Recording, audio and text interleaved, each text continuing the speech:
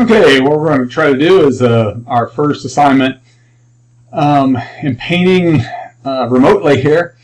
Basically, it's basically the same kind of stuff that we've done already. We're just going to do a little bit more dynamic work here with some clouds. We've done some flat washes.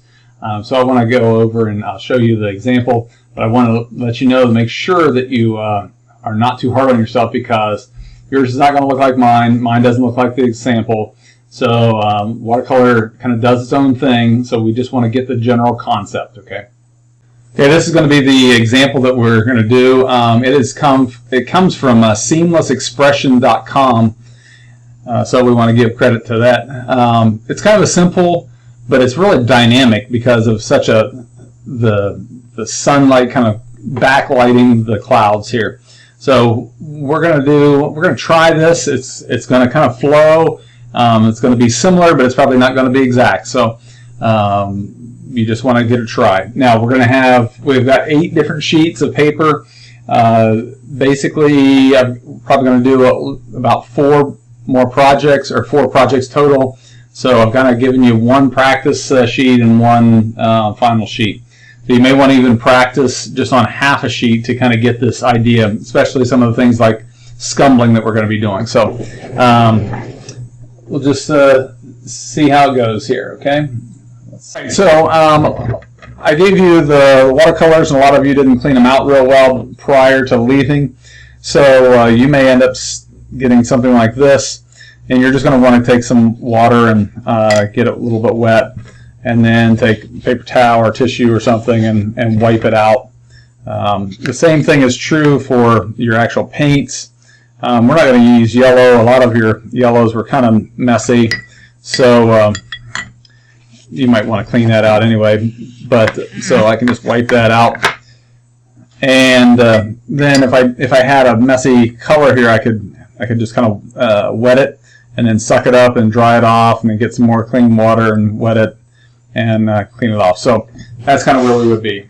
So when we look at this painting, we have kind of these clouds, and I'm just going to kind of mark them out here. I'm going to probably do them a lot darker than they need to be, because I want you to be able to see them. And then I'm also going to mark out our horizon line, and I'm going to try to make that as straight as I can. And we've got some other kind of little light spots in here. I want to kind of map out. There's some clouds down here. And I'm really going to be paying attention to this little white rim. So initially, I've got it taped down. You don't have to tape yours down. I think it's easier if you use, probably wouldn't use duct tape, but you could use electrical tape, or if you don't have masking tape. Otherwise, it's not that big a piece of paper, so it's probably not going to curl on you too much. I also have mine on about a 15-degree slant. You could put a book underneath yours if you have something like this that you could tape it down to. Otherwise, the kitchen table is fine. So what we're going to do is I'm going to wet this down first, and I'm only going to wet this back sky here. So I want it to be pretty wet so that we have a pretty smooth and even sky. I might even take it a little bit more. And leave it at that right there. Now, remember we have a alizarin crimson, which is more of a purplish red. We are cooler red. We have ultramarine blue, which is more of a purple blue. Then we have phthalo blue, which is a little probably closer to green and more maybe pure blue. I've got some black. I've also have some sap green. I'm not going to use any sap green. You don't have that, but you do have burnt umber, and then I have yellow ochre, and we have, that's kind of like a brownish yellow, kind of a warm yellow. It's used a lot of times to warm up the sky, and I'll show you that in a little bit. And then lemon yellow, which is a kind of a cool yellow, more on the green side. We have cadmium yellow, which this is kind of a muddy cadmium, but it's a little bit more on the orange side. Then we have cadmium red, which is kind of an orangish red, and then we're back to the alizarin crimson. So what I want to do here is I'm going to just be careful. I'm not making a bunch of paint. I want to have enough to do what I want it to do, but I don't want to just get in here and start dipping up and making a gallon of it. Then I'm going to come in here and just dabble a little bit of brown, and now my brown I just put in there, and so it's kind of wet, so I'm really careful how much I get in there. I just want that brown to kind of dull this down because it's really kind of an overcast sky. And hopefully I didn't talk too long because now I want that to be still wet. We're going to start at the top, and see I'm getting my brush pretty well loaded, and then I can come on the top, and it did dry, so I'm going to add a little more water. The nice thing about having this on a slant is that you can kind of see that it just kind of falls for me, and if it's not perfectly smooth, that's okay, but it's kind of a grayish sky, and that's what that brown really does, is kind of grays it down. Now, if yours does something like that, if you're on a slant and you can see it kind of puddles, I can dry off my brush over here, and then I can just suck up a little bit of that. So I don't want it to be, just puddling, but I do want it to be pretty wet. So you can kind of see it's doing it there a little bit. Now that's going to kind of dry a little bit, and that's okay. What we want to do now is we're going to use that same kind of color and wet, but I'm going to be working on a dry surface now, but I'm going to have my paint pretty wet. So here we had the wet surface and wet paint. Here we're going to dry. I'm going to go right along the horizon line. I'm going to come up here, and then I'm going to add more water and clean out my brush. So I'm just going to blend this out. And so I can blend it not very high. Because I want this white streak in here, so I don't want to go too high. But I could go up a little bit. That's not a big deal. Now, down here, I want it to be dry, and I want to have paint. But what I want to do is I want to come in from the side. And notice a lot of times I have my paintbrush pointed up and down like this, but this time I'm going to lay it down, and that's called scumbling. And so what's happening is it's just hitting the tops of that paper because that paper has some texture, and I'm leaving the white of the paper kind of show through because my paintbrush is pretty dry at this point, almost too dry. That's just going to leave that sparkling on the water. And that takes a little bit of time to figure out how much paint is too much. I'm just going to leave it like that right at the moment. And you can see that I've got another little bit of puddling down here. I'm going to drop my brush pretty hard. So you want a paper towel. I got a little, an old blanket there, a little sheet, flannel sheet. I can just suck that up. Okay, so this is pretty dry by now because it was already dry to begin with. Now is kind of the fun part, but you've got to kind of go kind of quick. So what I'm going to do is now I'm going to wet the clouds, but I'm not going to get that very edge. And I'm going to kind of lay my paintbrush, I'm going to push it up in here. And sometimes you're not going to be able to see it, but I'm leaving a lot of white that's not wet. And then I come up here really close.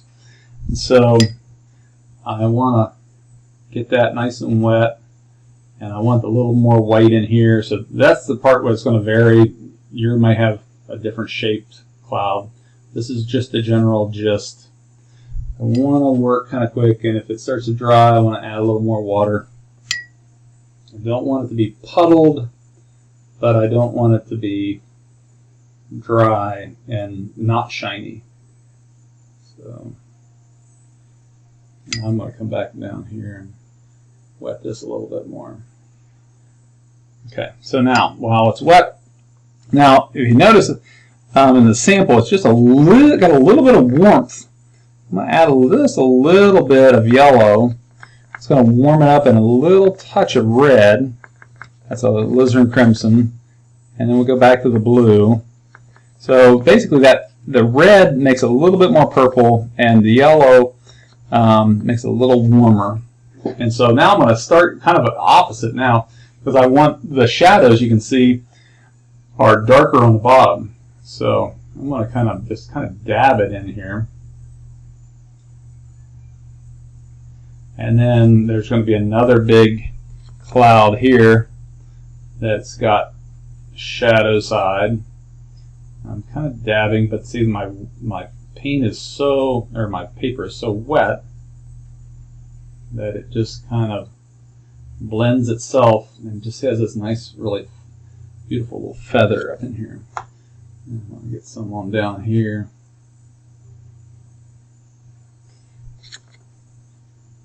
So now I want this to be kind of rough or kind of jaggedy up here, and I want the softness down here. So like the sun is just peeking through here, and then I'm just going to kind of blend that down, let it just kind of fade out. Now this be a little puddle too much. I can come up here with my brush. Now I'm just kind of running out of paint, and that's okay. That's what I want, because I want this to be a little bit lighter up in here. So I'm just going to kind of touch it in here. That's still reasonably wet, but if I get close to the dry part, then I have a little more distinct shape, and that kind of makes it look like the light is kind of shining through. Might get a little bit darker in here, so I can just kind of dabble that in there, and it'll kind of fade itself out.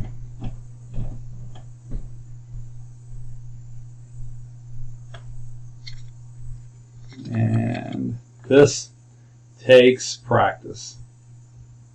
So I expect that you can take that other sheet of paper and practice a little bit. Now if I think that's a little too harsh right there, I can just take some, which I kind of do, I just take some clear water and just kind of dab it and let it blend itself together a little bit.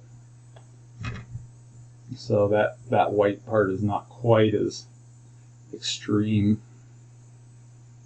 And the bottom of that other cloud is a little softer. So we just kind of almost kind of starts to drip. Since I have it on that angle, it almost looks like it's just kind of raining. It's got these kind of like rain streaks.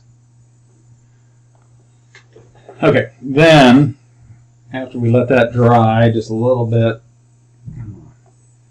that's a little wet right there, and pull that on down to the horizon line. I think their example there was a little low, and that my paint is so wet I didn't let it dry out. Yours will be drier. But I'm gonna make that a little darker down here, maybe having a little bit of red, so it's a little more purple. That got pretty purple there, so a little too purple.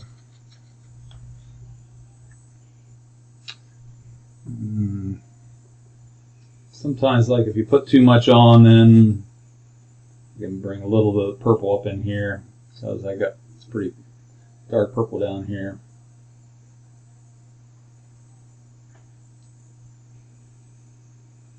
Okay, so that horizon line and the water is almost kind of blending together until we do this.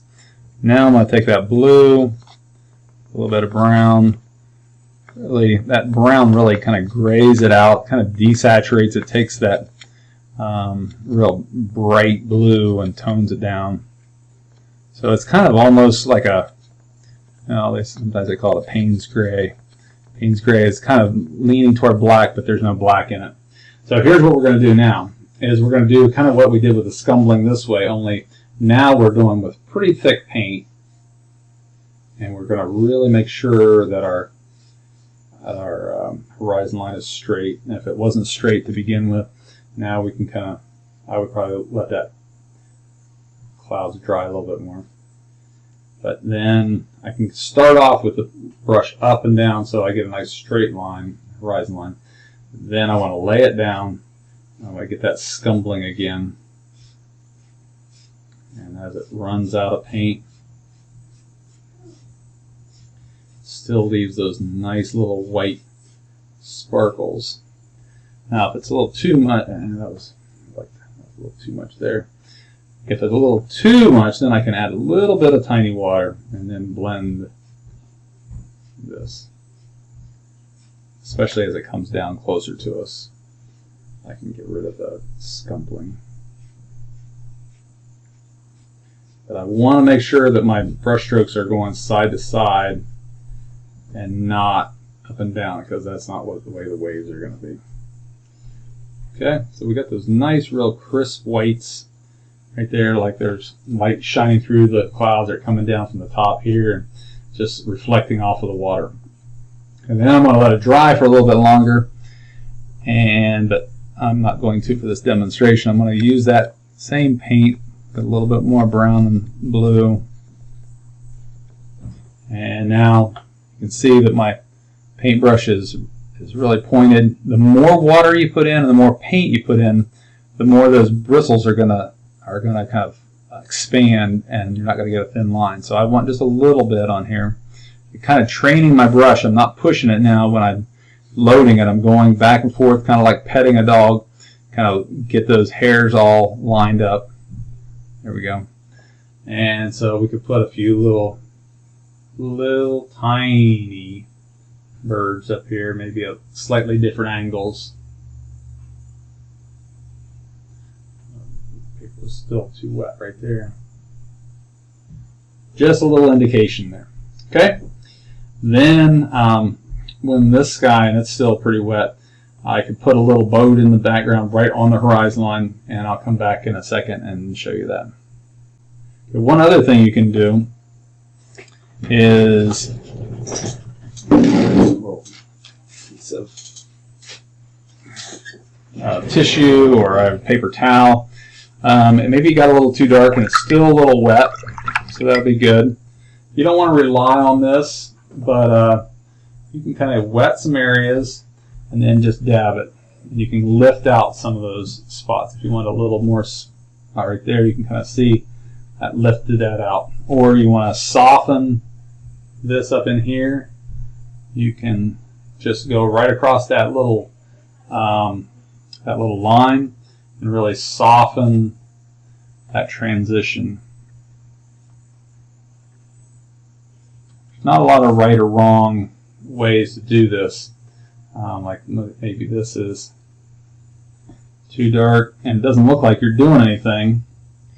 But this paper kind of releases the paint really well. Better paper will, like this Strathmore. Maybe there's a little spot peeking out there, so we just kind of lighten that up. Maybe one of them a little streaky in here. Lighten that up. Okay, so they're just clouds. Now, sometimes if you even wad it up a little bit, and kind of make some kind of weird shape. It's just kind of all the jaggedy edges. Then you can kind of go in here and it will make a little pattern and soften that edge up a little bit as well. So I probably wouldn't have made my line so dark. I don't know if you can see it even on the video, but I can here. I probably wouldn't have had that in real life, but just kind of so you could see the outline there, I did it. Now I'm going to come back in with that black and this blue, pretty thick. Add enough brown to make it pretty dark. And right on the horizon line, I'm just making a little boat, just basically making a line there. It's still kind of wet because it's kind of bleedy. And then make a mast. Really, there's not much there aside from the mast, and I wish I would have let that dry a little bit longer. Maybe I can come back in here and darken up that horizon line a little bit because it got a little bit fuzzy.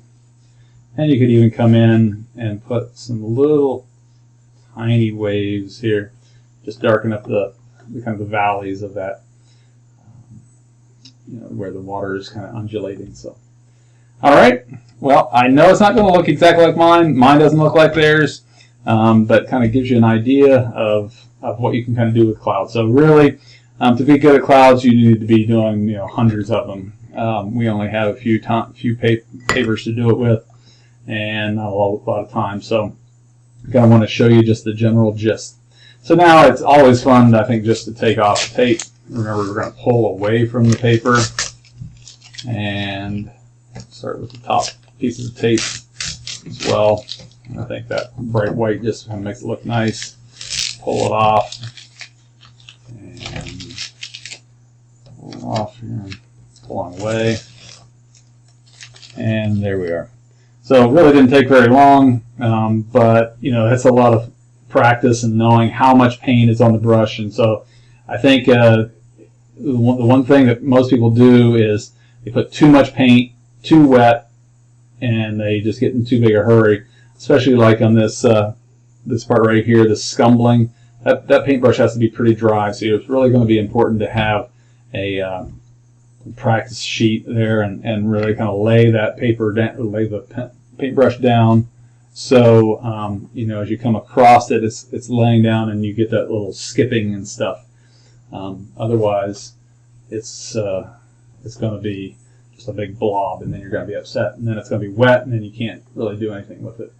So if we look at this just real quick here, I've got a different one. But look at how I did the boat. Let me see if I can zoom in. There's not much detail there, and it just kind of skips right there, that little rigging. Or even if I don't want to do it with paint, I can come in here and put add a little detail. There's some other little stuff there, but it's really not. There's no detail. Okay, let me zoom back out so you can kind of give perspective again. But know which way to go here. Anyway, it's much more of a dynamic sky than just our flat wash. So I just encourage you to try it, then take a picture of it and put it on Google Classroom. All right? Thanks for watching.